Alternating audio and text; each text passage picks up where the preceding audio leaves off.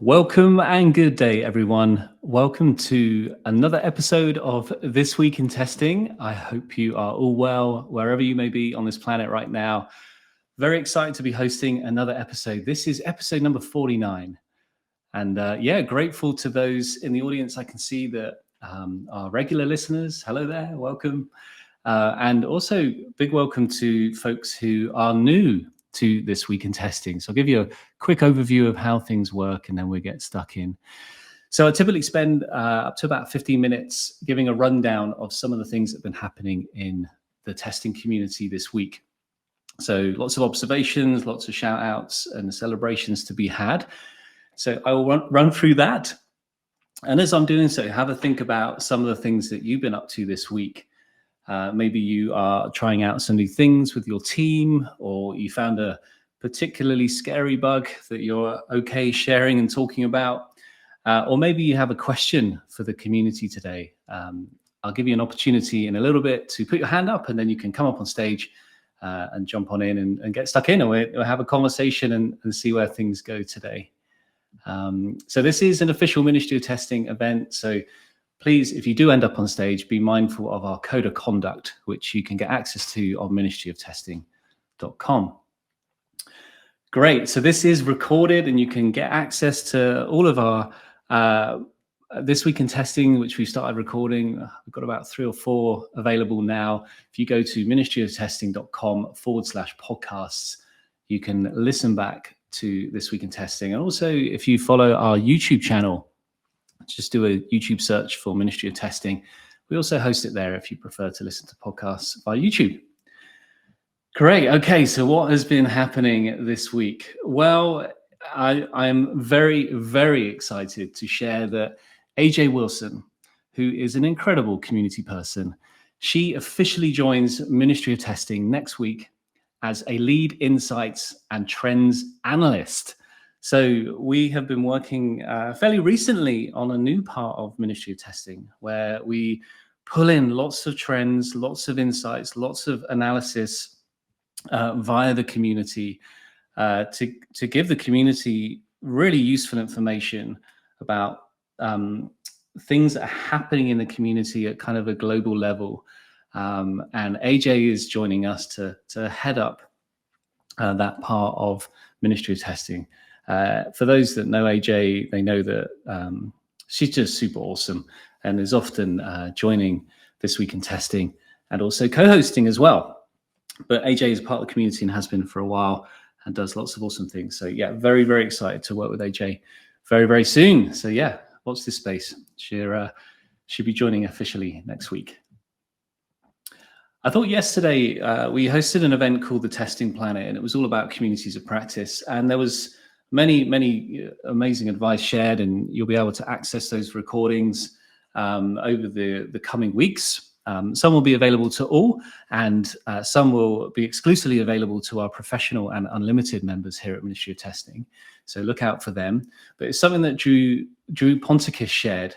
He shared the following. He said, collective success is the thing that is valuable and the thing we reward. And I thought that is a wonderful way to celebrate the kind of ethos of a testing, QA, and quality engineering community. So I thought I'd give a shout out to Drew.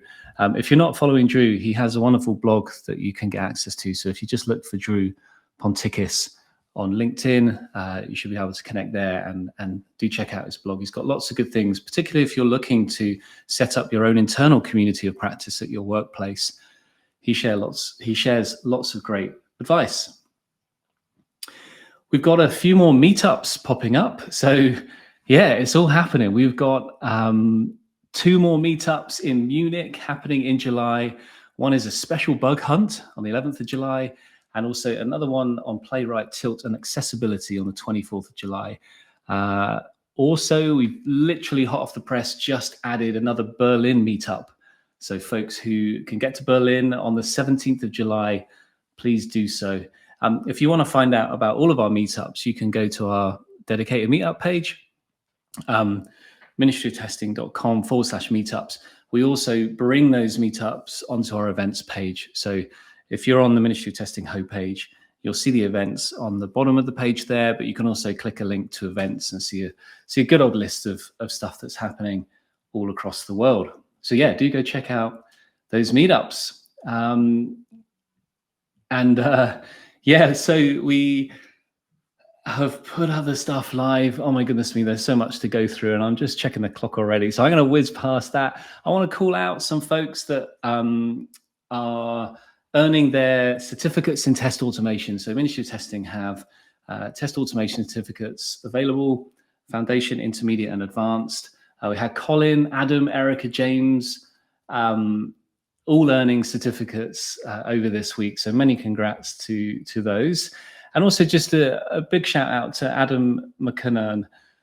He continues to help people. So if someone gets stuck when they're running through the certification course, they can post a question on the club, which is Ministry of Testing's forum, so club.ministryoftesting.com. So if you get stuck, you can post a question, and then the community will gather around that person and help them out. And Adam consistently turns up. So yeah, huge kudos to Adam. It's amazing. He loves getting stuck in and helping folks kind of solve challenges they might face as they're going through the courses. So yeah, thanks a lot, Adam. Really do appreciate it. More things in the world of automation. Saw a good post from Ben Doan on LinkedIn. For those who are not following Ben, Ben's a regular here at This Week in Testing. And Ben is just urging folks to just do it, to get stuck in with automation, perhaps not to overthink things too much. So yeah, to quote Ben, want to start using automation in your testing, just do it. Want to level up your automation skills, just do it. Make a start.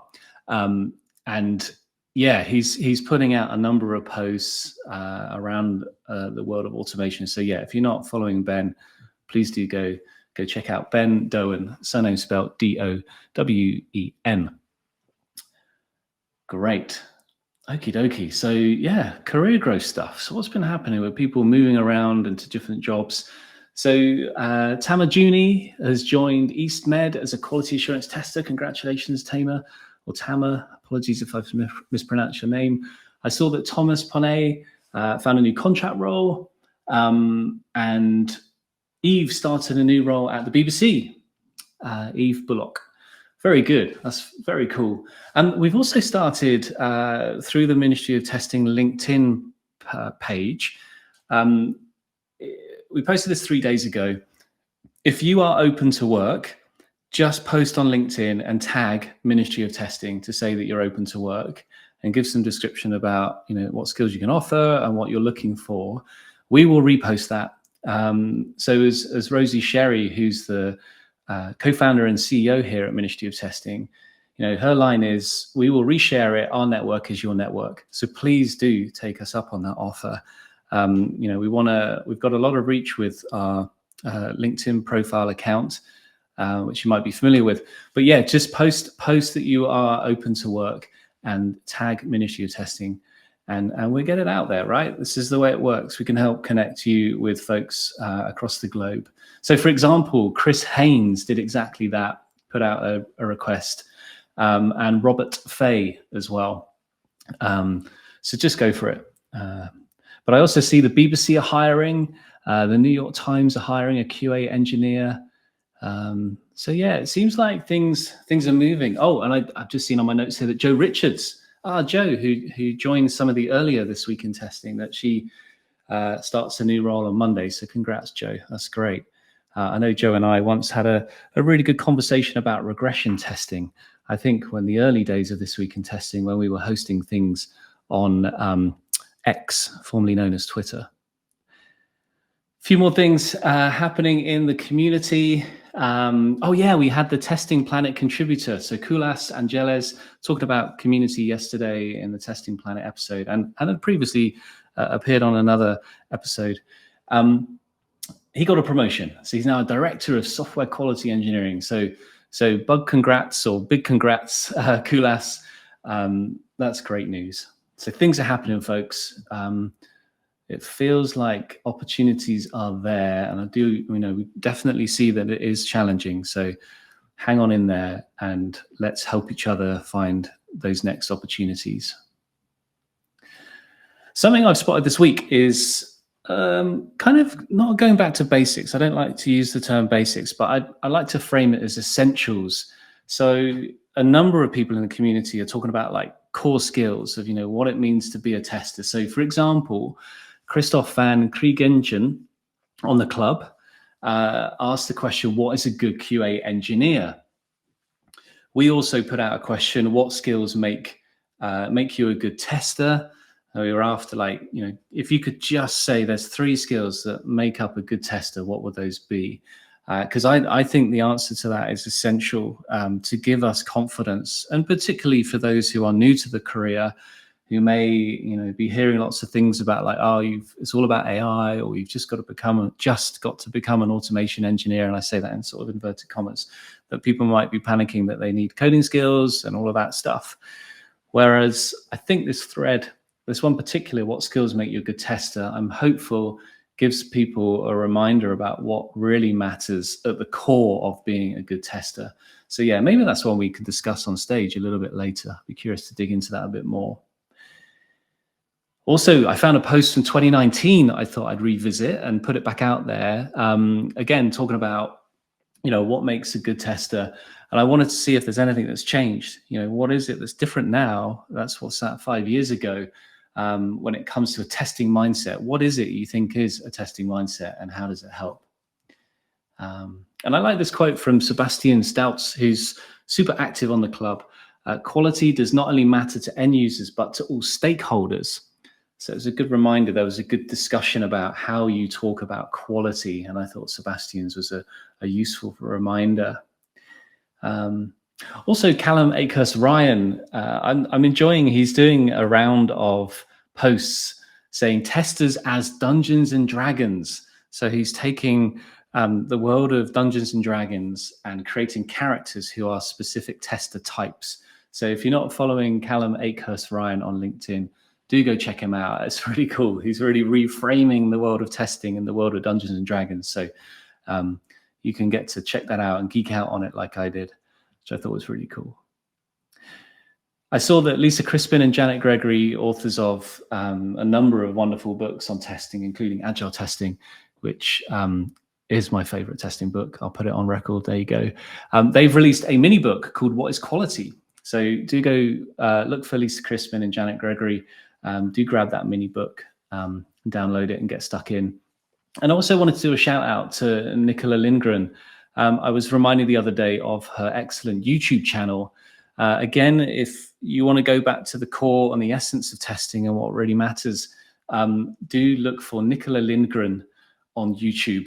She has a brilliant channel. She shares lots of accessible information about, what makes a good tester, how to get hired, how you might interview, all stuff like that. So really helpful stuff from Nicola. So yeah, big shout out to Nicola.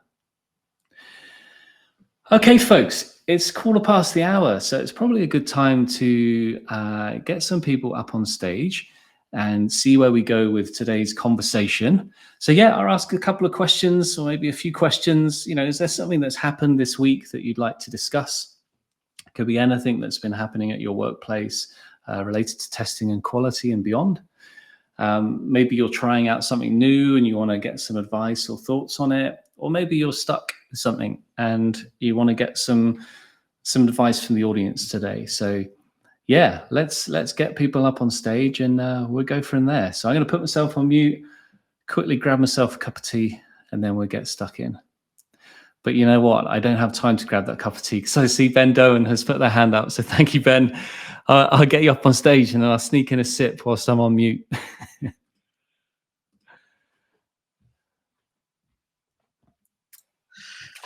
Welcome this week in testing. How's your week in testing been?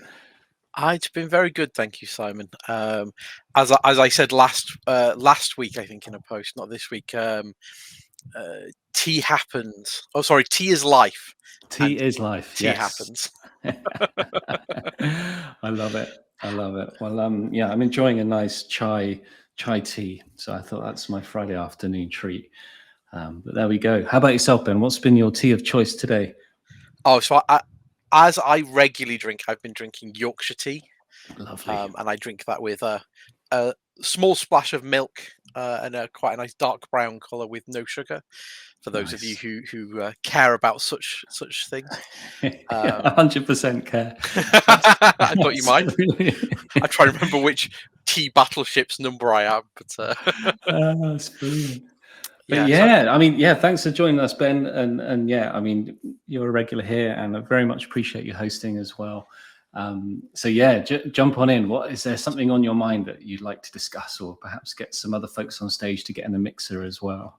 Absolutely. So first of all, I'd really like to give a shout out to you may know her from I think it's one of the testing YouTube channels. I'll remember which one in a moment.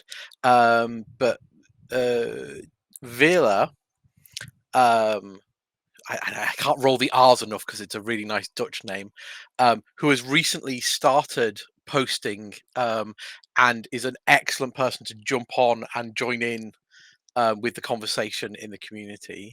Um, Her recent post on test automation is also excellent, and it's especially about the topic of test automation not being about um, saving you time, but changing the nature of the work that you're doing. And I had quite a good conversation under that. And to peel back the veil a little bit, thank you very much, Simon, for giving shout outs to me and Callum there in the introduction.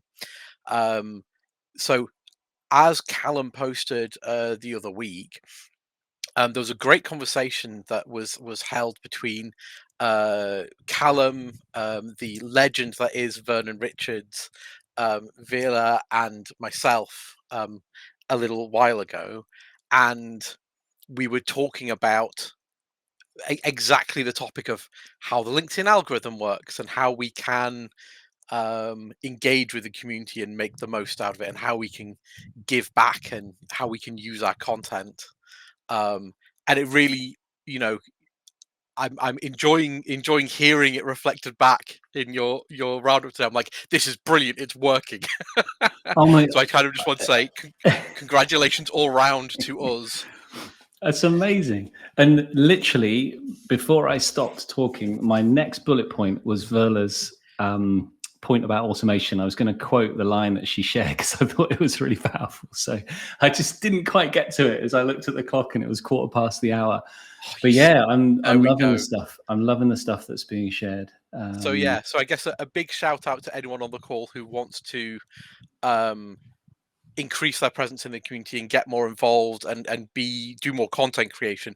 Go check out some of the recent posts from Callum where he actually gives his like 6, I can't remember if he called them golden rules or 6 principles about using your content as a tester. They're very powerful, and I've been learning a lot from Callum on that. So yeah, check it out. You too can be recognized. Oh, that's cool. Oh, that one is not on my radar. So I will definitely go and check that out and see if I can reshare it in the places. Very cool, Ben. No, I appreciate you sharing. Ben, should we get Ollie up on the stage? Absolutely, let's do it. Let's do it. Ollie, let's bring you up on stage. One moment. Ollie, welcome. It's good to see you again. How's your week in testing? Hello. Yeah, all good, thanks. Yeah, good to be here again. How has my week been? It's been busy this week. I've been covering for someone on one of the teams that I'm on.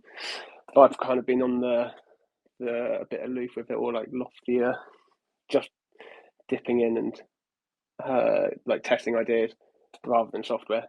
So I've been getting my hands dirty this week, which has been good. Getting a fair bit released. And I thought I'd give a little update on. I had a talk about quality with one of the teams. Oh, brilliant. I'd love to get an The other update on week. that. Yeah. Yeah. Yeah, it was really interesting. I think it was 6 of us in the end, maybe 7. I've got to figure out the workshop format, and I leaned pretty heavily on that video by Dan Ashby that you sent over. So thank you again for that. But yeah, it was one of the things that kind of came out quite a lot was that people see quality as making the best of the situation, or the best, almost like the best of a bad situation, rather than making it the best situation in the first place. So yeah, that's something I'm going to follow up on.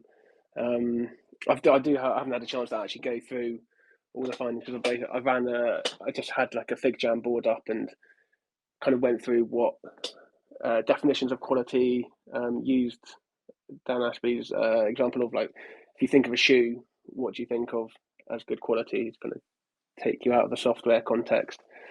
And then just got people to put up ideas and of what they think makes good quality and what we do. And we went through them. We didn't get a chance to go through all of them though, unfortunately. But yeah, and there was an element of, I think, basically only about 3 or 4 of us were actually doing a lot of the talking, so I didn't get to see what everyone thought. So that's something I want to figure out, how to get everyone involved.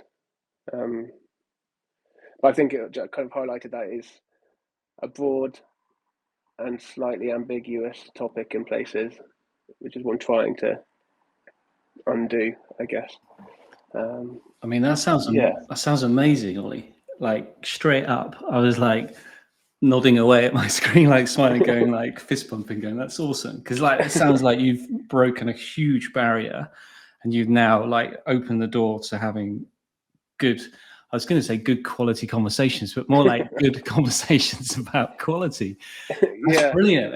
And yeah, it's kind of like that sense of, oh, we want to get all this done and there's this we can discuss, and it's overwhelming. And even just one thing that you've done, and you've done loads of things from the sounds of what you just described there, is fantastic. And that, that's going to spark, at least in those 3 to 4 people who are able to speak up, it sparked something in them. And as you say, perhaps the other 2 folks, they may have had loads of things going on in their head and they were just trying to work it out and perhaps weren't in a position or to vocalize that or be in a position to share it. But no doubt it's had a positive impact. And also collectively deciding what it means, and whatever your definition is helpful, because it's building that collaboration and that common lexicon amongst a bunch of people who are coming at things at different angles. So yeah, nice one. Yeah, well done. That's it. Thank you. Yeah. Hopefully, so a new quarter starts in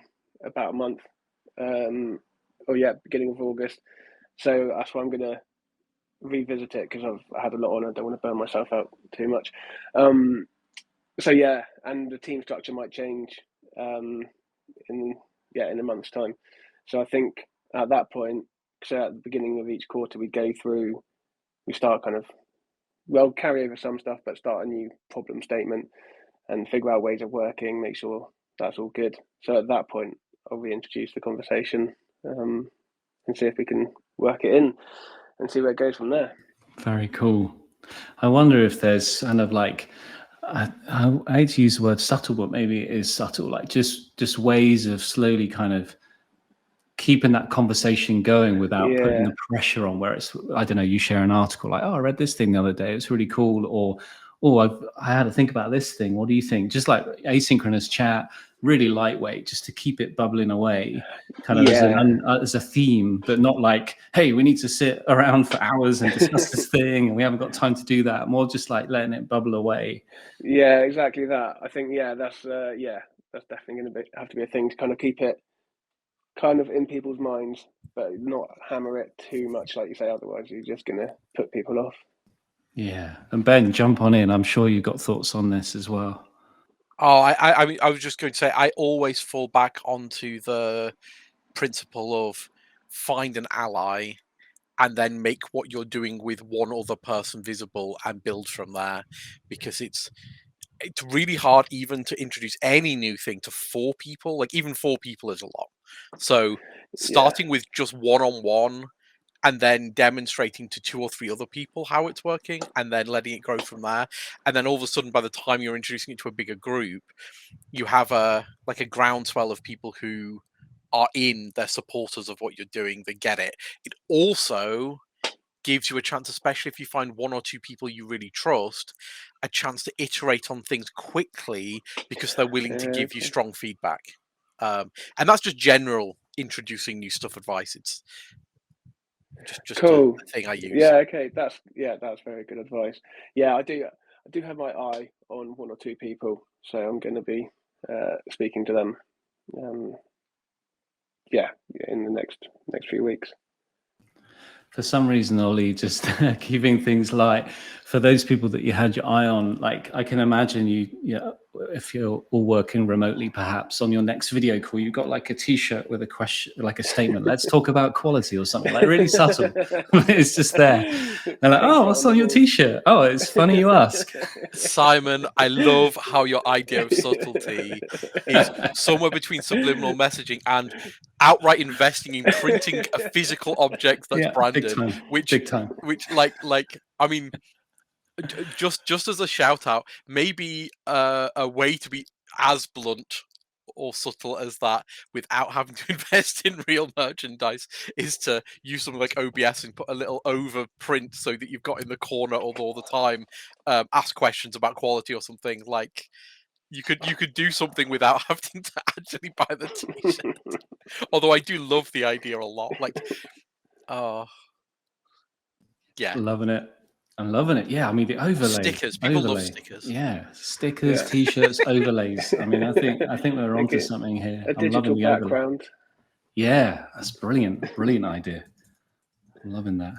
Well, thanks for sharing, Ollie. And please stick around. Like, you're more than welcome to stay up on stage. I do see that Maneesh has got their hand up, so I'd love to bring Maneesh into the conversation as well, Ollie, if that's cool with you. Yeah, absolutely. Awesome. Okay, Maneesh, let's press the magic allow to speak button and let's see if technology works for us today. Hey, Maneesh, how you doing? Hey guys, pretty good. Thanks, Simon. Hey, Simon. Hey, Ben. Hey, Ollie. How you guys doing? Oh, good. Thank you. Yourself? Yeah, pretty good. Pretty good. Thank you. I mean, I've been a regular in the past. I mean, it's been a couple of months. I'm very busy at work, so I've been itching to join back these meetings for a while now. I'm glad I was able to make it this week. Thank you for joining us. Yeah, and and how's your week been, Maneesh? Okay, I mean, not just the week, the past couple of months have been really busy. Lots of questions. I mean, we have been trying something new. So my organization, so they wanted for us to build a new set of marketing applications for my company, and so there were quite a few questions that were raised or asked of the quality team. I'll give a small brief about what has happened. So I've been with this company for about 2.5 years now, and then we do bi-weekly releases. So that in total gives us about 65 releases that we have done till date. And for most part, everything went fine. But of lately, there has been some issues. Probably last 3 or 4, not the last 3 or 4, but there were 3 or 4 different releases where we had some issues that got slipped into prod. And the very next thing that I hear is like the questioning from the management that like we have less confidence on the quality team. I mean, that was kind of discouraging. So I thought, okay, so they are seeing these issues. I'll probably go with them and see where we can improve. I mean, I did not react or respond to them right away. But then these things kept on happening, and every meeting there was this one common phrase that was kind of repeated again. That's like, okay, we have less confidence on the quality. We have less confidence on the quality. I took it for about probably 3-4 times, and then the 5th time I spoke up and I said, okay, so when you say you have less confidence, can we get into the statistics of it, right? So I gave them all the figures. So we had 65 releases. So we had 3 failures. I mean, I said we can get into the details of the failures. So I was basically giving them time to give them the statistics before they can go on. So I told them like we have 3%, which is like less than 5% of failures. Okay. I gave them the statistics, and then I went into further details. Like, okay, so when we talk about quality, when we did the retrospective or the root RC of these failures, so it came up to the result was the ultimate, the end decision was that result was that it was the So we use a content management CMS system that the product owners, they kind of publish certain content, the authors. We have a bunch of people, right, from UX to designers to product owners, and then the engineering team. So all teams, they have to work in tandem or in as a unit for us to be able to publish all these pages live. So in couple of instances, what happened was certain content was not published to the right environment, and then when it went to live, so that content was not being displayed, right? So the questions got raised as in like, why did we miss this? How did we miss this? So then came up all these questions about process. So there's a process set in place that certain content cannot be published by the QA team into certain environments. So I was like, we do not have control over this content. So that's why we always advocated for having our own set of test data. So where we have complete control over. And so when we presented them all these evidences that like, it's not the QA team that is the only team that is responsible for the quality. So all the other upstream systems, which are from where we are getting the content, they are also equally responsible for the content or for the quality of the whole product. And then when we presented these evidences, so they realized, okay, it's not fair to put all the blame on the QA team. And then they brought in a new process that is well working right now. So I just want to bring it up to the team now that we are talking about speaking up. So I thought this might be a good conversation where if somebody were to blame the QA team, then we should probably listen to all their concerns and then probably and speak up with all the evidences that it's not just the QA team that's responsible for the whole quality aspect, it's the entire team. Good on you, Maneesh. And I can imagine, well, I have been there as well, so I can totally relate to that feeling of like, why are we as the QA or the testing team being like having the finger pointed at us? It's a horrible feeling. It really is a horrible feeling, particularly if you've had a round of really successful releases and you're like, hang on a minute, all this good stuff's happening. Like, why are we talking about that? Exactly. So yeah, really, you can go on a real emotional roller coaster. So yeah, sorry you had to experience that, but amazing, like good on you. For your advice was incredible, right? Like listen to the concerns, and then just talk about the evidence, get some data, get other people involved in the conversation. And it sounds like, it turned a corner where there's a change in the process now, and that acknowledgement that it's more of a whole team effort when it comes to quality. So yeah, your advice to our listeners today to speak up and find that in you to do so. Absolutely right. I mean, I was amazed to see how few open conversations can bring up a big change. I mean, things might take time, but then it's definitely an initiation point where things are bound to take the right turn from here on. Yeah. I think, Ollie, go for it. Please go for it. Yeah, I think that was just great how you had the conversation about it, because it's really easy to just take it and just take the blame, and often you can still speak up and they won't listen. So it's really good that you were able to have that conversation in the first place, and then that something good came out of it. It sounds like it was kind of, well, it didn't start ideal, and even then maybe not the end of the world. But yeah, it sounds like it had a good outcome in the end. Yeah, it sounds like it was handled really well, to be honest. Cool. And one other thing I wanted to bring up was one recent change that we did within our team. So within our organization, we have our own design system. So we were using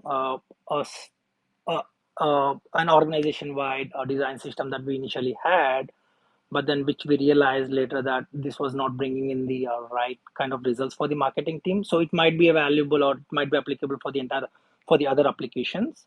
But then when it came to marketing applications, so those design systems were not playing the role that they intended to. So we came up with our own design system, and it was a very good experience. I mean, I've never worked on a design system before, so we started very early in the process, got involved right from the UX design system. So we were in all the design system meetings trying to hash out all the possibilities of what colors should there be, and then so this is the first time I got to know firsthand about what research goes behind the color palettes that are being used, and then how each color palette defines or enhances your brand.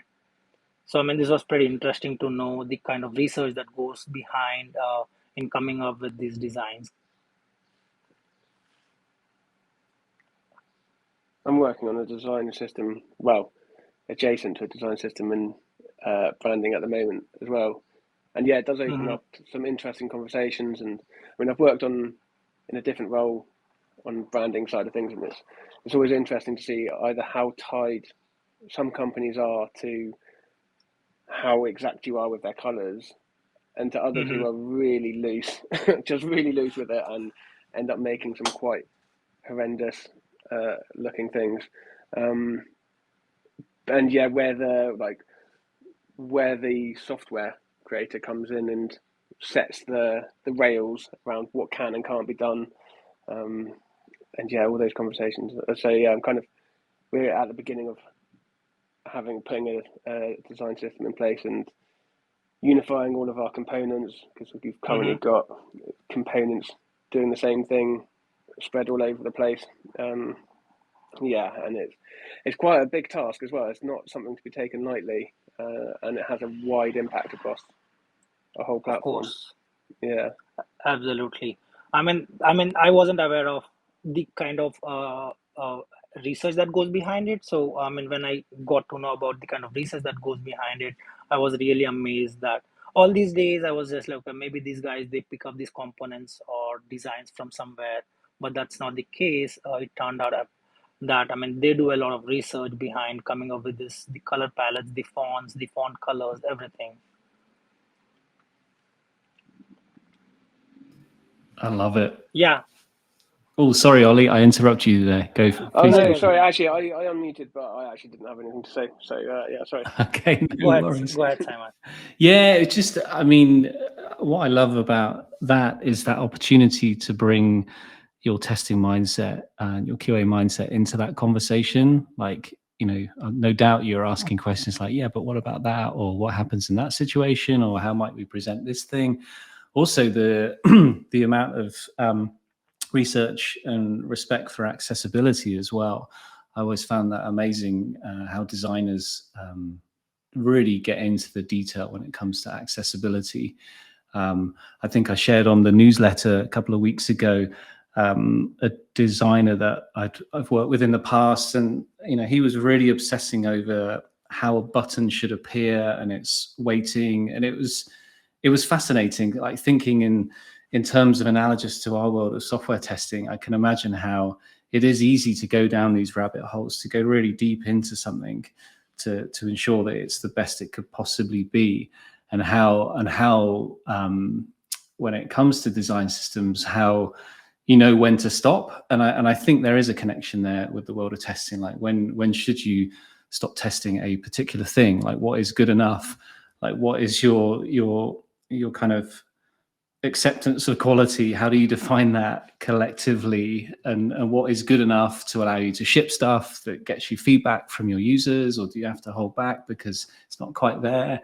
Like, it's a real struggle, and I think it's a healthy struggle, because I think we're all always facing that as professionals who want to do the right thing for our users and customers, yet we also want to get feedback, so we've got to get stuff into production. So it's a real head scratcher every so often when I reflect on that. I think there's a kind of, like we've spoken before briefly about shifting focus, right? So like, I remember saying to some designers before we were redesigning an app, and they were getting really hung up if the devs hadn't made it exactly how they designed it. And I remember saying to them, think forward 2 months ahead, 2 months after this has been released, are you going to get annoyed about that? Whatever's annoying you now, are you going to be annoyed in 2 months' time? And if you are, then we can address it. But if not, we can just let it go and move on. And I quite like that, yeah, that perspective of shifting focus. I love it. And I think you highlight a really good point there, Ollie. Like, in the moment, everything can feel very important. Like, you know, right now, it's so important, you know, that we've got to ship this in a certain way. I think you raise a really good point, Ollie, and I think we face that as testing, QA, and quality and engineering professionals all the time, because we can go deep into something and we can become obsessed with a particular thing, and that's not a criticism. It's just sometimes what happens to us with the way we work. And then it's like, actually, you know what? Does this really matter?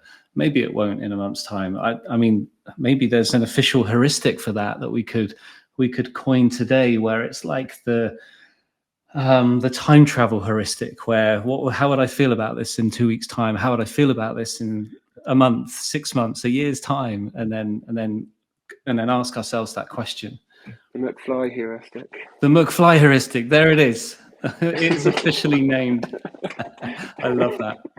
I love that. I just want to introduce two parallel concepts. So one is one of the cognitive biases. So one of the cognitive biases is the hindsight bias. So you have to be really careful when you look back at things to now that you know way more, not to fall into this cognitive bias of, oh, if only we had. It's like, yeah, okay, well, we can learn for the future, but now we know more. It's easy to think backwards in time and think, oh, that could have been so much different. But yeah, sometimes you have to figure out how, and maybe I guess the McFly heuristic is about trying to apply that looking back but ahead of time, which is exactly the kind of mental gymnastics testers love, and everyone else does their head in. I love it. I think you also touch upon, again, like the good enough, but also, so we've got a bit of a push a bit of a mantra of like, release something that you're not too emotionally attached to, so that you can then change it going forwards, or rip it out completely if it's not working. But yeah, being able to look back, and then you don't get too tied up, and that's like, cool, we can look at that if we want to. So there's another thing to layer on top of this. Are you familiar with the idea of opportunity cost?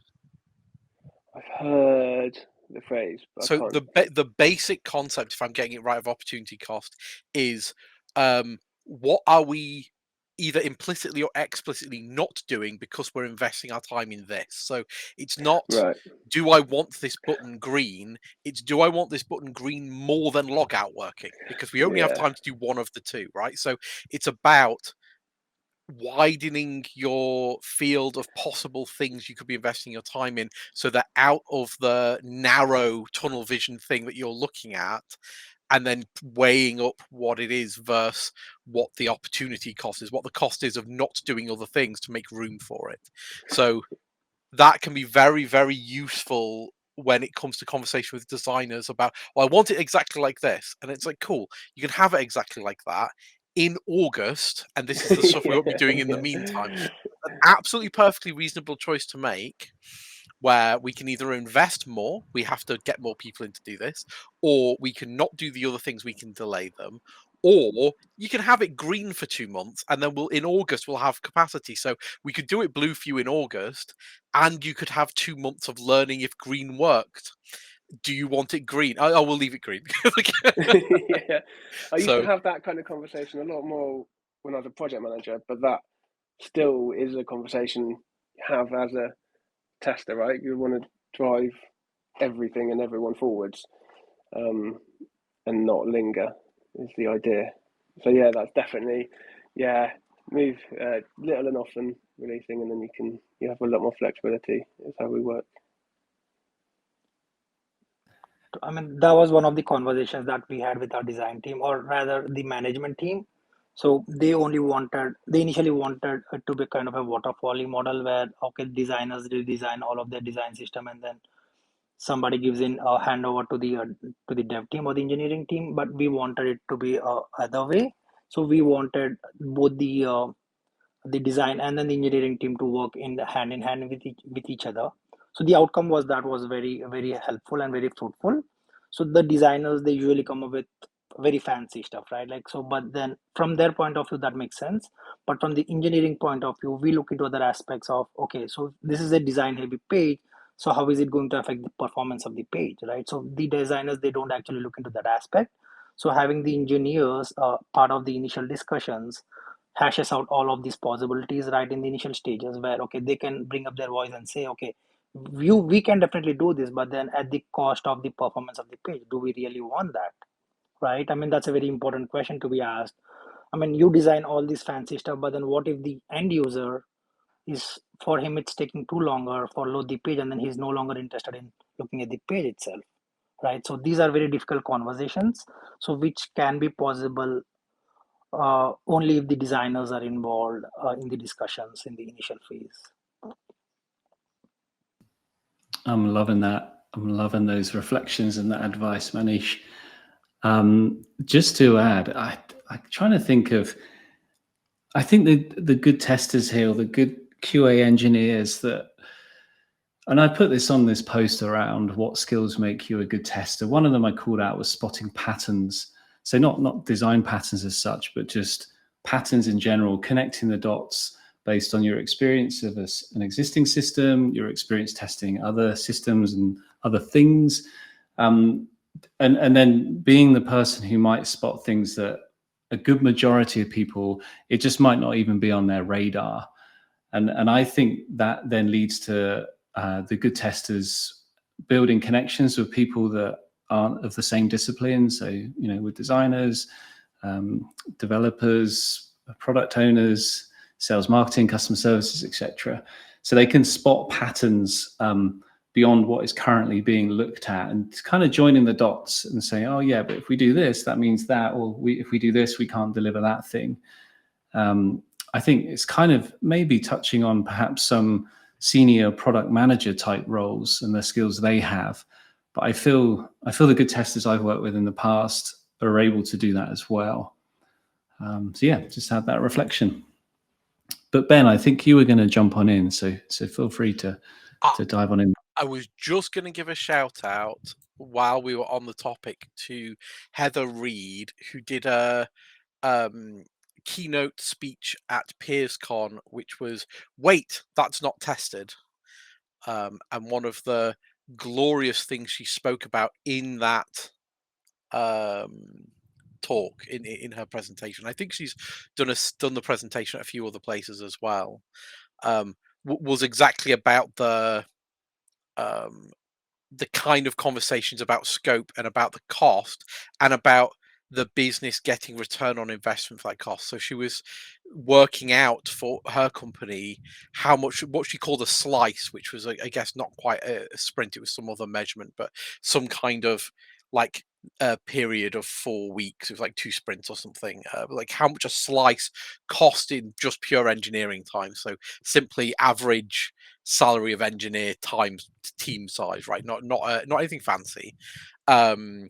And how many slices it was estimated to deliver a feature, and therefore you had a rough cost of the feature that you were being asked to introduce, and then you could start asking the questions of, like, how much are we expecting this to save or gain for us, and does it make it worth it? Like, will this be worth it in 6 months, in a year, in 5 years? Like, how long has this got to be? And it's all a guess. But effectively, it was about using numbers to make better guesses at where you invest your money in terms of your engineering time, and then working out whether your bet's paid off. And it was a very interesting and product engineering way of thinking about the world, which I found fascinating. And I would love to live in a world where that kind of thinking is used more often, not in a combative way, but in a very pragmatic, yeah, this is worth it because it's really got value. Let's spend the time on it. And yeah, actually thinking about it, we actually won't do that because it isn't worth it. And occasionally I've been in teams and organizations where those choices have been made nice and early not to do things because they won't pay off. But more often I've been involved where things are abandoned, but after you've already done a whole load of investment. And a little bit of that McFly effect would have maybe really, the heuristic maybe would have been really helpful. I love it, Ben. And just to add to that, sorry, Ollie, I know you've just unmuted, but Heather did a similar talk at Test Bash last year about using data, and I think she covered I'm just trying to think because I was there watching it live. I think she covered the concept of the slice and actually saying to the business, you know, how long it's going to take for us to get this money back, assuming that engineers cost this amount per year. It just gave some real hard numbers. It was like really revealing and all about return on investment. So that's definitely worth checking out. It's called, I've just done a search for it. If you look up using data to drive testing decisions, and it was Heather Reed. So yeah, do go check that out. Ollie, jump on in.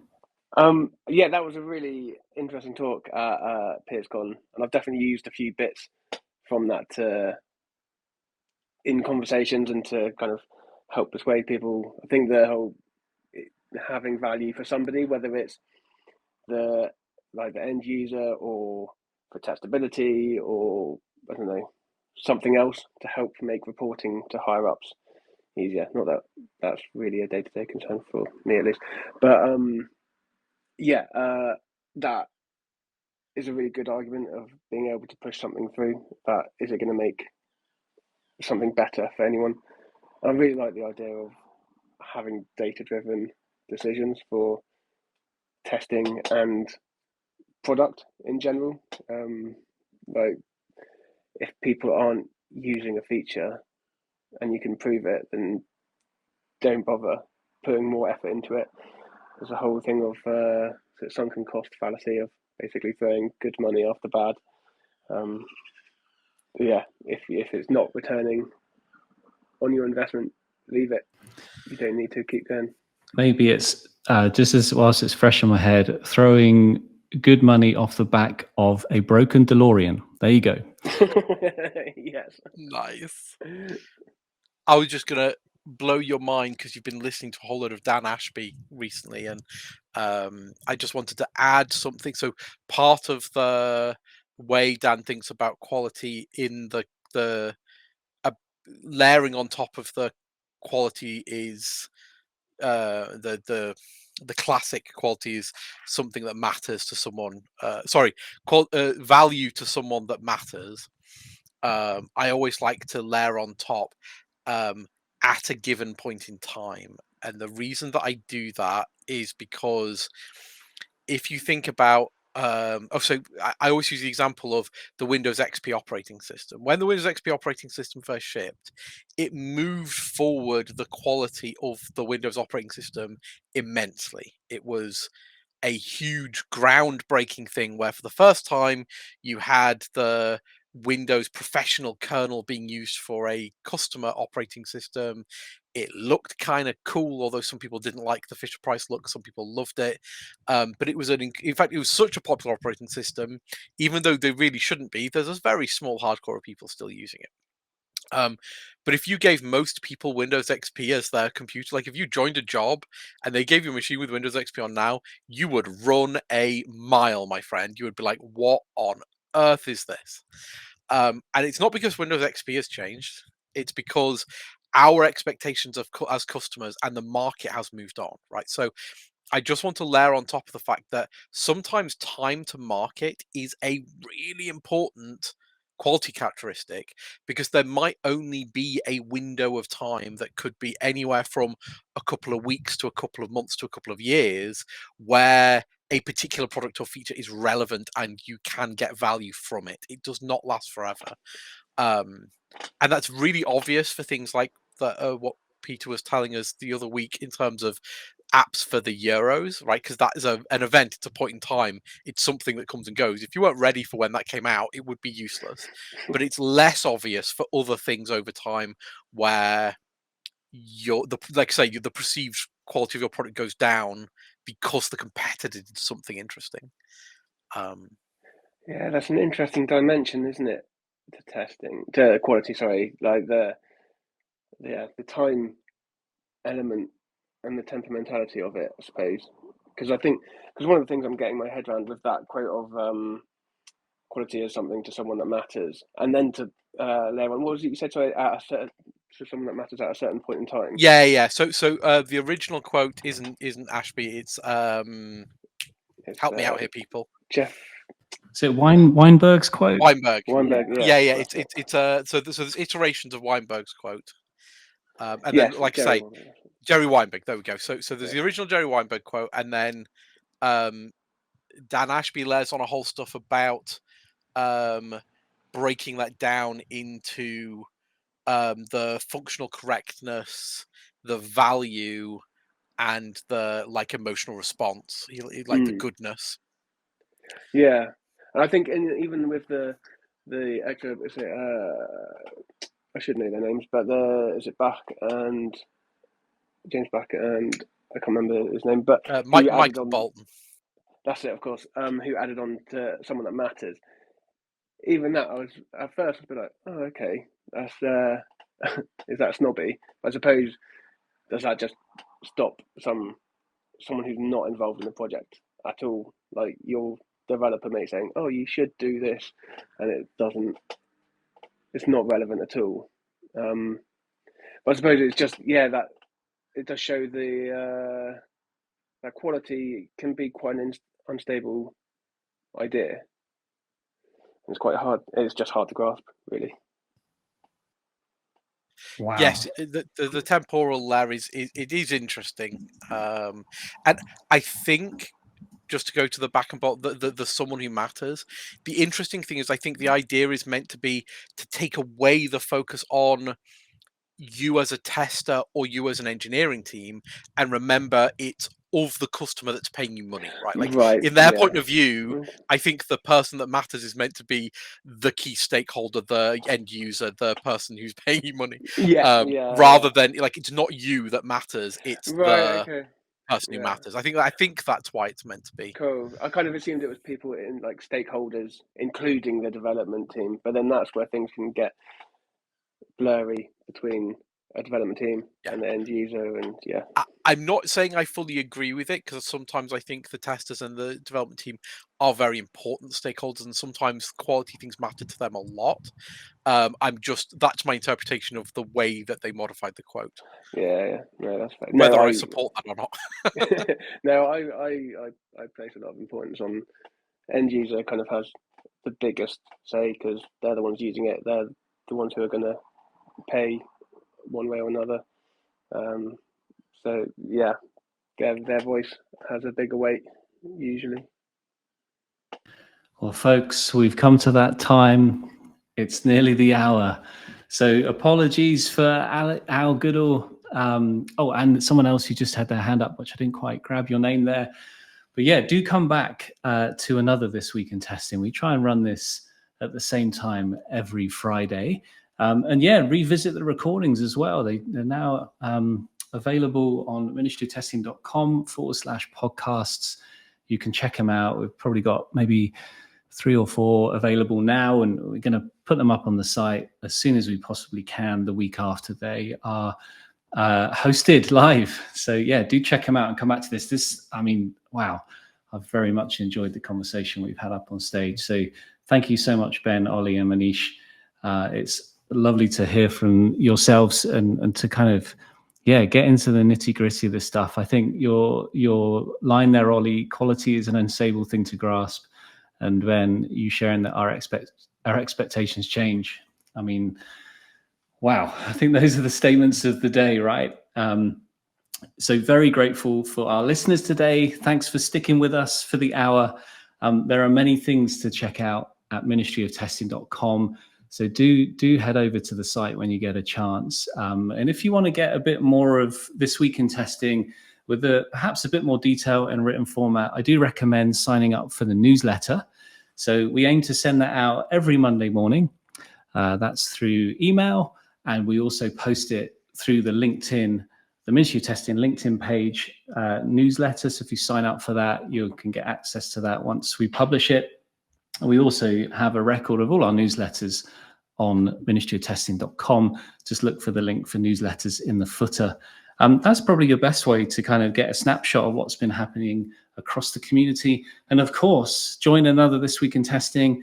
And if you're up for it, you are more than welcome to come up on stage and share a little bit about what's happening in your world, and perhaps celebrate some people that are doing good stuff in the community. But we're going to wrap up for today. Thank you so much for being with us, and we wish you a wonderful rest of your day and a lovely weekend, and we will speak with you soon. Bye for now, everyone. Take care.